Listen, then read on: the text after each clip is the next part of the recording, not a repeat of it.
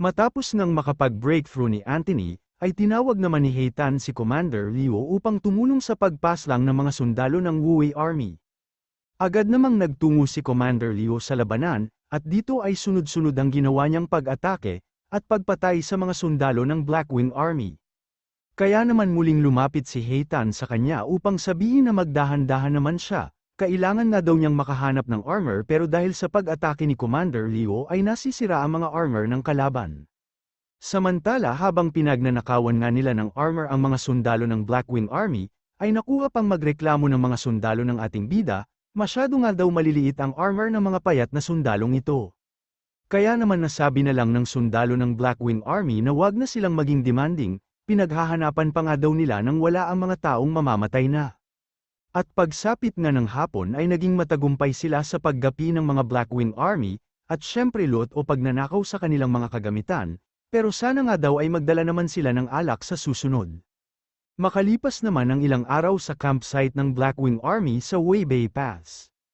Ay masyado ang pagtataka ng commander na ito, ayon nga daw sa natanggap niyang sulat ay nagtungo si Wang Pei at ang 3,000 niyang sundalo sa kabundukan, upang hanapin at patayin si Commander Liu, pero hanggang ngayon ay wala pa din siyang natatanggap na update o balita. Kaya naman napapatanong ang kanyang mga kasamahan kung hindi kaya ay natalo sila ni Commander Liu, pero sinabi naman ng isa na imposible umano yun, dahil kung may kapabilidad talaga si Commander Liu na gapiin ang 3,000 sundalo ay hindi siya tatakas.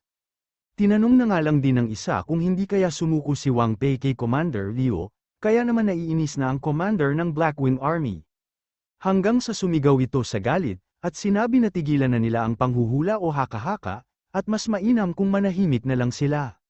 Sinabi nga din ito na ayon sa isa pang liham na natanggap niya, ay mapapabagsak daw ng kabilang grupo ang Sunset Pass sa loob lamang ng 2 buwan, at matapos nito ay pwede silang magtungo ng Weibei Pass upang tulungan sila. Alam kong alam nyo na din ang ibig sabihin ng liham na tawika nga niya sa kanyang mga tauhan, at iniisip nga ng mga ito na nais silang pagtawanan ng kabilang hukbo, kaya naman hindi daw sila pwedeng magpatalo upang hindi maapektuhan ang magiging parte nila matapos masakop ang South State. Agad na ding tumayo ang kanilang commander, at sinabi nito na kailangan nilang pabagsakin ang Weibei Pass, sa lalong madaling panahon, habang iniisip na bilang na ang mga araw nila Commander Liu sa kabundukan. Muli nga silang nagsagawa ng pag-atake sa Weibei Pass, at dito ay naging mas madyugo ang kanilang labanan at napilitan na din na sumali si Commander Zhao. Ilang sandali pa ay dumating naman ang isang lalaki at nagtungo nga ito sa kanyang likuran, dito ay nagpapasalamat si Commander Zhao sa pagdating ni Mr. Lin, sinabi nga din niya na tila baliw ang mga Blackwing Army ngayon kaya sila nahihirapan. Sinabi nga din niya na hindi talaga maaasahan ang mga Wu Army, dahil sinabi daw ni Commander Liu na tutulungan sila laban sa Blackwing Army, pero hanggang ngayon ay hindi pa sila nagpapakita sa labanan. Pero sinabi naman ni Mr. Lin na ayon sa isang sekretong messenger nila, ay biglang naglaho ang elite troops ng Blackwing Army sa kabundukan, sinabi nga din niya na malamang sa ang Wu Army ang may kagagawan nito. Naghihintay lang pala sila ng mga kalaban sa kuta nila, wika naman ni Commander Zhao, sabay sabi na mautak din pala sila. Pero tinanong lang naman ni Mr. Lin kung ilang buwan pa ang itatagal ng Dragon Rush pag nagpatuloy ang ganitong labanan, at sinabi nga ni Commander Zhao na malamang sa 2 o 3 buwan. Ilang sandali pa ay bigla nitong binaon sa lupa ang kanyang espada at lumuhod, sabay sinabi na walang nakakaalam sa kung gaano pa katagal ang labanan na ito, pero isa nga lang daw ang masisiguro niya, ito ay ang mapapatay at ubos nila ang Blackwing Army sa huli. Pero ang pagluhod pala niya ay hudyat ng kanyang pagmamakaawa, alam nga daw niya na madaming connection si Mr. Lin sa South Capital, kaya nakikiusap siya na imbitahan pa nito ang ibang counselor upang makatulong sa digmaan. Pag natalo at bumagsak nga daw ang Weibei Pass, ay siguradong katapusan na niya at ng buong Dragon Rush Army. Sinabi naman ni Mr. Lin na nais niya sanang tumulong, pero alam nga din daw ni Commander Zhao na snob o hindi na mamansin ang mga taga-capital. Sinabi nga din nito na hinayaan ng mga taga-capital ang Blackwing Army na salakayin sila, at pag nakarating na ang mga Blackwing Army sa capital ay siguradong dun pa lang sila gagawa ng aksyon, upang ipagyabang ang katapatan nila sa harap ng Celestial Emperor. Sinabi nga din ni Mr. Lin na wag nang umasa si Commander Zhao na makakahingi sila ng tulong, malaking bagay na nga daw na hindi sila na-set up ng mga taga-capital, at kahit papaano ay lumalaban pa din sila hanggang ngayon, para sa kanilang buhay. Gawin mo na lang ang lahat ng makakaya mo, wika nga din ni Mr. Lin, at dahil sa matagal naman na daw naninilbihan si Commander Zhao sa kanya, ay papakiusapan niya ang Emperor na huwag siyang patayin, matapos bumagsak ng Weibei Pass. Samantala sa kuweba naman ng ating bida ay kulang-kulang ang mga kagamitan ng kanyang sundalo, kaya naman iniisip nito na kailangan pa nila ng karagdagang baluti at mga sibat. Napapabuntong hininga na nga lang din siya, habang napapatanong kung ano ang mali sa mga Blackwing Army, masyado nga daw mahihirap ang mga elite troops nila. Pero ang pinakamagandang bagay nga daw ngayon ay A-rank na si Anthony, kaya naman iniisip ng ating bida na walang limitasyon sa paglakas ng kapangyarihan ni Xiao Yu. Agad namang nagtungo si Commander Liu sa kanila, kaya tinanong ni Shu kung babalik pa ba ang mga Blackwing Army, dahil kailangan pa nga nila ng mga armors.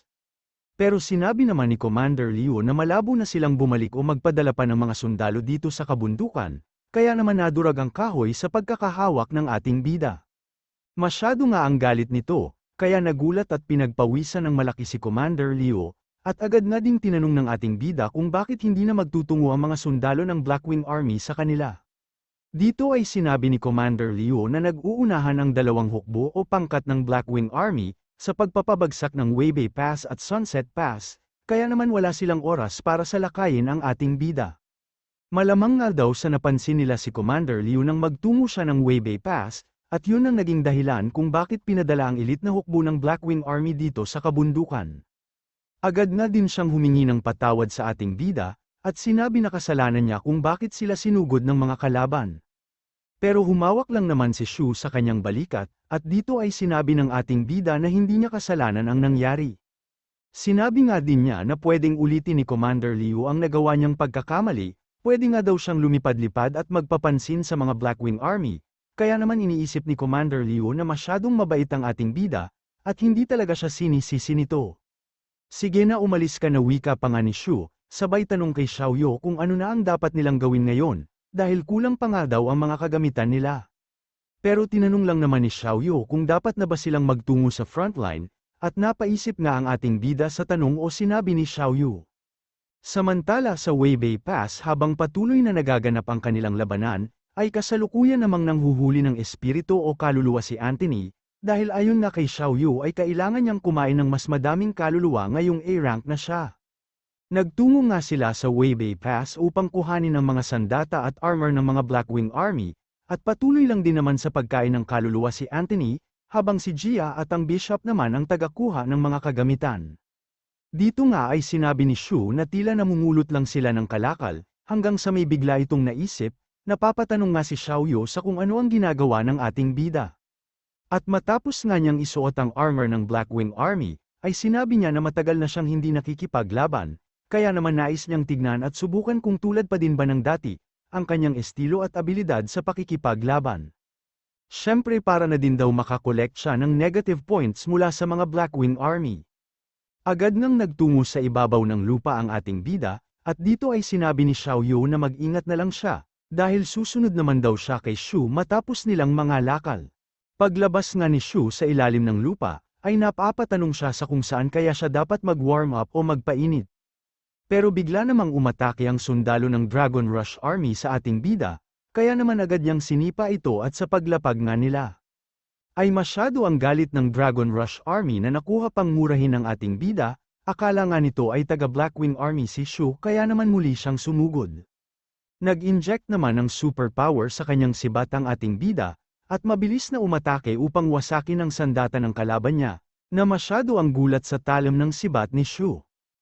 Iniisip nga din ito na hindi daw pangkaraniwang sundalo ng Blackwing Army ang ating bida, na mabilis naman siyang sinipa palayo, at pagbagsak nga nito ay agad din na umalis si Shu, kaya naman napapatanong siya sa kung bakit hindi siya pinatay.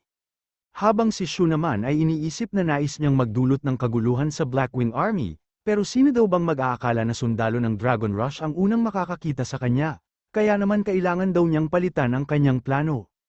Habang nasa ere nga ang ating bida, ay nakita niya ang sundalo ng Dragon Rush na ito at napapalibutan ng Blackwing Army, kaya naman natawa na lang siya at sinabi na alam na niya ang dapat gawin. Habang pasugad nga ang mga sundalo ng Blackwing Army na ito sa isang sundalo ng Dragon Rush Army, ay mayroong sumigaw at sinabi na tutulong siya. Matapos nito ay nagkaroon ng pagsabog sa kanilang harapan, At matapos nga mawala ang usok ay masyado ang galit nito at tinanong ang ating bida sa kung ano ang kanyang ginagawa. Bakit mo pinatakas yung sundalo ng kalaban, wika pa nga nila, pero wala naman daw pinapatakas si Shu na sundalo ng kalaban ayon sa kanya. Sunod ay hinugot niya sa lupa ang kanyang sibat, at mabilis na pinutol ang leeg ng isa sa mga kalaban. Sabi ko sa inyo wala pa akong pinapatakas na kalaban, wika pa nga ng ating bida, kaya naman na-realize ng mga ito na isa siyang kalaban, pero bakit daw kaya siya nakasuot ng uniform nila, at napatanong na lang din sila kung spy ba ang ating bida. Agad na din nilang sinugod si Shu, pero nasangga naman ng ating bida ang atake nila gamit ang kanyang sibat.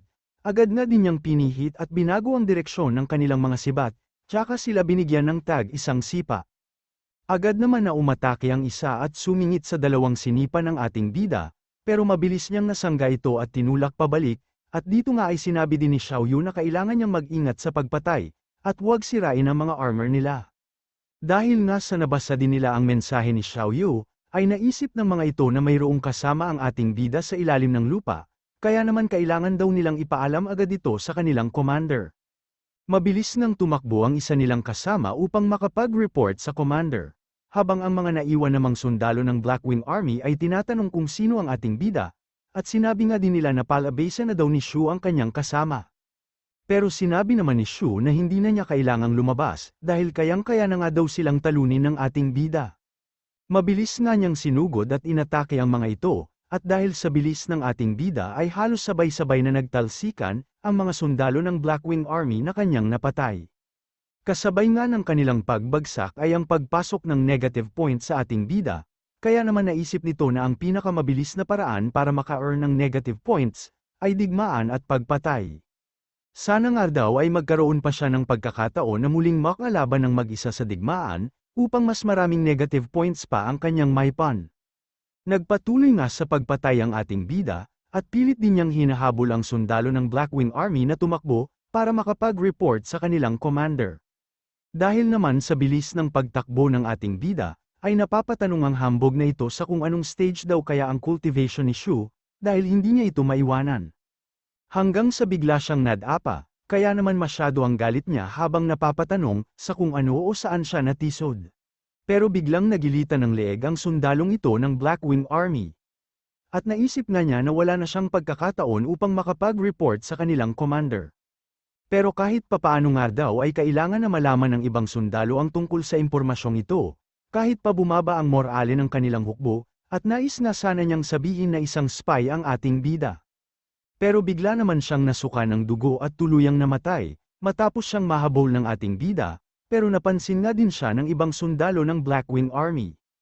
Kaya naman tinatanong ng mga ito kung ano ang mali sa kanya at bakit ito namatay, habang ang isa naman sa likuran ay tinatanong kung bakit siya hinabol ng ating bida. Pero nagpanggap naman itong inosente at sinabi na wala siyang idea, napansin nga lang daw niya nakakaiba ang kinikilos nito at bigla na lang namatay. At bigla ngang tumulo ang luha ng mga ito, kaya napapatanong na nga lang sila sa kung ano ang nangyayari at kung bakit nagyuuma pa ng luha ang kanilang mga mata. Hanggang sa lalo pang ang lumakas ang daloy ng kanilang mga luha, kaya naman naka-earn ng negative points ang ating bida mula sa kanila. Habang patuloy nga sila sa pagtataka, ay iniisip naman ng ating bida na matagal na niyang hindi nagamit ang water type element niya. Pero tulad pa din nga daw ng dati ay maaasahan niya talaga ang abilidad niyang ito. Ilang sandali pa ay biglang sinabi ng ating bida na ang lalaking namatay kanina ay umiiyak din nung una, hanggang sa bigla na lang siyang nasuka ng dugo, hindi kaya isang sakit o disease ito, tanong pa nga niya. Kaya naman biglang napatanong ang mga ito kung anong sakit daw ang meron sa Luniverse, na pwedeng ikamatay agad ng cultivator. At biglang ang lumobo o nagalit ang mga ugat nito, hanggang sa biglang bumulwak ang kanyang dugo. Ilang sandali pa nga ang nakalipas ng magniting demonyo ang ating bida, ay sunod pang namatay ang dalawa sa mga sundalo ng Blackwing Army. Hanggang sa bigla namang sumigaw ang isang ito at sinabi na huwag silang maniniwala sa ating bida, sinabi nga din niya na hindi ito uri ng isang sakit, dahil si Shu nga daw ay siguradong may abilidad na makontrol ang water element. Sinabi nga din ng sundalo ng Blackwing Army na minsan na siyang nakakita ng noble na may water element, at ang patunay nga daw niya ay ang buhok ng ating bida na naging asul. Hindi naman makapaniwala ang ating bida na dahil lamang sa ilang hibla ng kanyang buhok ay mabibisto siya, Masyado nga daw talagang agaw pansin ang kulay na ito. Pero hindi bali na nga daw at ginamit na nga ng ating bida ang kanyang water element, kasabay nga din ito ay sinabi niya na hindi na niya ito itatago. Agad nga din niyang ginamit ang Dance of Blood Blades na kanyang abilidad, kung saan ay sumabog ang mga ugat at laman sa katawan ng kanyang mga kalaban. Matapos nga nito ay ginamit naman niya ang kanyang sibat, upang patayin ang iba pang mga sundalo, sabay tanong sa kanyang kapatid kung ilang set pa ang kasya sa kanilang space ring. Agad namang sinabi ni Xiao Yu na kasya pa ang 100 na sets, kaya pumatay lang siya hanggang gusto niya, dahil tutulungan naman daw siya ni Xiao Yu. Kaya naman sinabi na lang ng ating bida na mag-ingat siya, upang hindi maalerto ang Stage 1 cultivator ng kalaban. Agad namang ginamit ni Xiao Yu ang abilidad ni Anthony upang mabind ang mga ito, at kasunod nito ang pag-atake at paslang sa kanila ng ating bida. Habang patuloy naman sa pagpaslang si Shu, ay nagtataka ang commander ng Blackwing Army, umatras na nga daw ang mga sundalo ng Weibei Pass o Dragon Rush, pero bakit daw hindi pa din umaabante ang kanyang mga sundalo? Hanggang sa bigla nitong naisip na malamang sa mayroong nangyaring mali sa frontline, at mabilis na siyang lumipad patungo ng frontline. Tumutulo pa nga ang dugo sa sira-sira ng sibat ng ating bida, kaya naman agad niya itong tinapon at pagtingin nga niya sa itaas, ay nakita nito ang commander ng Blackwing Army na galit na galit. Nanatili namang tahimik si Shu at hindi nagpatinag sa titigan nila ng commander ng kalaban, hanggang sa biglangang sinabi ni Xiao Yu na andito na ang Stage 1 cultivator ng Blackwing Army. Sinabi nga din ni Xiao Yu na pahamak talaga ang bibig ng ating bida, sinabi nga lang daw niya kanina na mag-ingat si Xiao Yu upang hindi maalerto ang Stage 1 cultivator ng kalaban, pero ngayon ay nasa harap na niya ito. Agad namang lumabas ang clone ni Xiao Yu, at dito ay tinanong ni Shu kung kakayanin ba nila ang commander ng kalaban sa tulong ng Bishop at ni Anthony. Kumpleto naman daw ang party nila. Kaya sinabi ni Xiao Yu na pwede nilang subukan, pero mas mainam nga daw kung mapababa nila ito sa lupa, upang tumaas ang chance nila na manalo. Sige, subukan natin, wika naman ng ating bida. Sinabi nga din niya na malamang sa pagkakataon naman na ito ni Jia upang maging A-rank din siya. Si Jia ay ang formation type spirit ni Xiao Yu. Hoy unggoy na lumilipad, bumaba ka dito, wika nga ng ating bida. Masyado naman ang inis nito at sinabi na masyadong matapang ang ating bida, kahit na hindi pa siya isang Stage 1. Hayaan mo at tuturuan kita ng leksyon, wika nga din ito, sabay atake sa ating bida at sinabi na isa siyang sagabal sa Blackwing Army, kaya kailangan niyang mamatay. Masyado nga ang takot ng ating bida sa pag-ataking ito, pero ginamit ni Xiao Yu ang Bishop upang protektahan ang ating bida. Dito nga ay iniisip din ni Shu na muntik na siya dun, pero salamat nga daw sa Diyos at hindi sila naging pabaya. Pero lintik nga lang daw ang walang ganti. Kaya naman mabilis niyang pinasugod ang Bishop.